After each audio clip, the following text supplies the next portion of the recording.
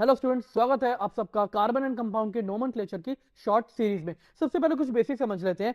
जैसे जब हम हाइड्रोकार्बन को डिवाइड करते हैं तो हाइड्रोकार्बन दो तरह के होते हैं, एक होते हैं सैचुरेटेड हाइड्रोकार्बन और एक होते हैं अनसैचुरेटेड।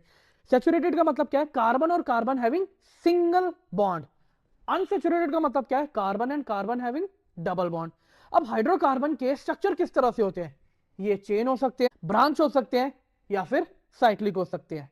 अब नोमेनक्लेचर के बेसिक रूल क्या है, उन्हें कैसे समझना है, आओ समझते हैं। नोमेनक्लेचर के लिए सबसे पहले आपको समझना पड़ेगा कि आपके पास जो ग्रुप है वो ग्रुप प्रीफिक्स है या फिर सफिक्स है। अगर ग्रुप मेरा हैलोजन है तो वो क्या होगा? प्रीफिक्स। लाइक क्लोरीन है तो क्लोरीन क्या होगा? प्रीफिक्स। और क्लोरीन के लिए मैं क्या वर्ड यूज करूंगा? क्लोरो।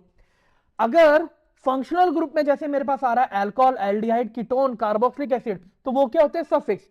ये नाम के पीछे लगेंगे, जबकि अगर हैलोजन में होगा क्लोरीन तो वो नाम के आगे लगेंगे। अल्कोहल के लिए ऑल, एल्डिहाइड के लिए अल, कीटोन के लिए ऑन, कार्बोक्सिलिक एसिड के लिए ओइक एसिड। एंड रिमेंबर, सबसे इंपॉर्टेंट पार्ट, आपको इसका स्ट्रक्चर और फॉर्मूला याद रखना है आगे के लिए। Word root. वर्ड रूट क्या होती है हमारे पास?